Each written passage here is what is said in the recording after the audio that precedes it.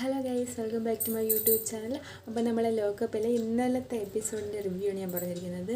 ഒരു യോഗാൻഷ ഫാൻഡത്തിന് വളരെ ഹാപ്പിയാക്കുന്നൊരു എപ്പിസോഡായിരുന്നു ഇന്നലെ നടന്നത്. അതായത് ഇന്നലത്തെ എപ്പിസോഡിൽ ആകാംക്ഷ ചൗധരിയുടെ രഹസ്യം എന്താണെന്ന് വെളിപ്പെടുത്തേണ്ടി വന്നു.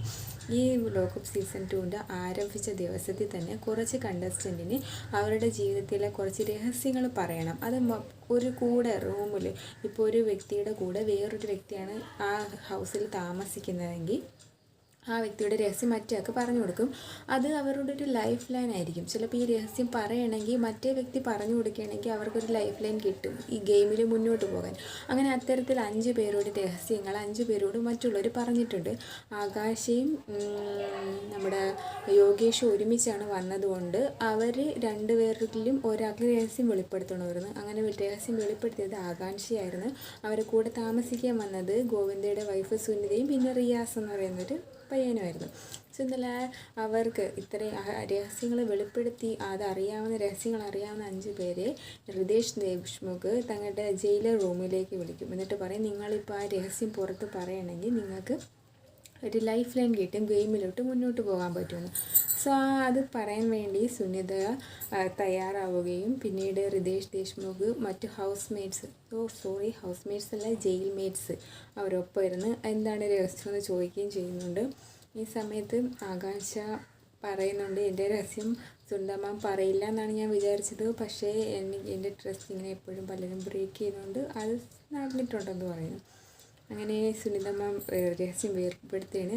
അതായത് ഈ രഹസ്യം വെളിപ്പെടുത്തുന്ന സമയത്ത് ടീം അവർക്കൊരു കീവേഡ് കൊടുക്കും. ആകാശയ്ക്ക് കൊടുത്ത കീവേഡ് യോഗേഷായിരുന്നു. യോഗേഷിൻ്റെ കീവേഡ് കൊടുത്തത് കൊണ്ട് തന്നെ യോഗേഷിനെ സംബന്ധിച്ചുള്ള എന്തെങ്കിലും രഹസ്യമേ ആകാശയ്ക്ക് മറ്റുള്ളവരോട് പറയാൻ പറ്റത്തുള്ളൂ. അപ്പോൾ അന്ന് പറഞ്ഞതെന്ന് വെച്ചാൽ സ്പ്ലിറ്റ് വില്ല സീസണിലെ ഫൈനൽ ദിവസം, അതായത് ഗ്രാൻഡ് ഫിനാലയുടെ അന്ന് യോഗേഷ് ആകാശിനെ എനിക്കിഷ്ടമാണ്, ഐ ലൈക്ക് യു എന്ന് പറഞ്ഞിരുന്നു. ആ സമയത്ത് തനിക്കും യോഗേഷിനോട് തിരിച്ച് ഐ ലൈക്ക് യു പറയണമെന്ന് അവളുടെ മനസ്സിൽ ആഗ്രഹമുണ്ടായിരുന്നു.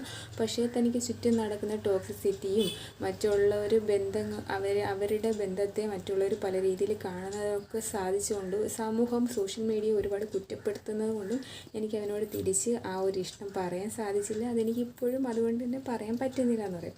ഈ സമയത്ത് യോഗേഷ് വളരെയധികം ബ്ലഷ് ആവുകയും സന്തോഷമാവുകയും ചെയ്ത് യോഗേഷിനെ അവൻ്റെ അടുത്ത സുഹൃത്തായ ലൈല കളിയാക്കുകയൊക്കെ ചെയ്യുന്നുണ്ട്. പിന്നീട് ആകാംക്ഷ വന്ന് അടുത്തിരിക്കുമ്പോഴത്തേക്ക് യോഗേഷ് പറയും, എനിക്ക് നിൻ്റെ സീക്രട്ട് വളരെയധികം ഇഷ്ടപ്പെട്ടെന്ന്. അപ്പോൾ ഇന്നലത്തെ എപ്പിസോഡിലെ ഏറ്റവും വലിയ ഹൈലൈറ്റ് എന്ന് പറയുന്നത് ആകാംക്ഷയും യോഗേഷിൻ്റെ ആ ഇഷ്ടം പറഞ്ഞത് തന്നെയായിരുന്നു. മാത്രമല്ല യോഗേഷ് പിന്നീട് ആകാംക്ഷയോട് ചോദിക്കുന്നുണ്ട്, ഞാൻ നിനക്കിപ്പോൾ എന്നെ ഇഷ്ടമല്ലേ എന്നൊക്കെ ചോദിക്കുമ്പോൾ ആകാംക്ഷ പറയും അത് പാസ്റ്റായിരുന്നു എന്നൊക്കെ. അപ്പോൾ യോഗേഷ് പറയും, നിൻ്റെ പാസ്റ്റും പ്രസൻറ്റും ഫ്യൂച്ചറും ഒക്കെ ഇനി ഞാൻ തന്നെയാണെന്ന് പറയും.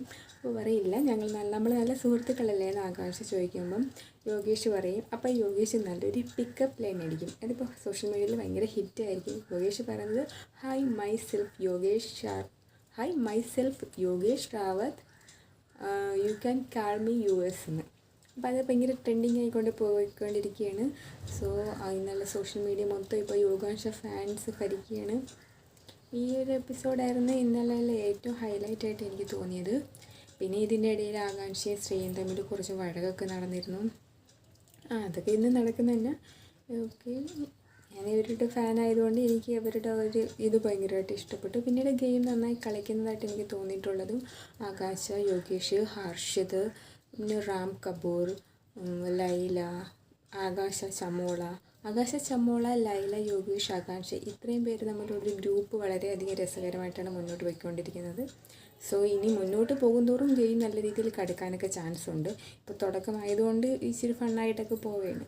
അപ്പോൾ നമുക്ക് വേണ്ടത് എങ്ങനെയിരിക്കണം.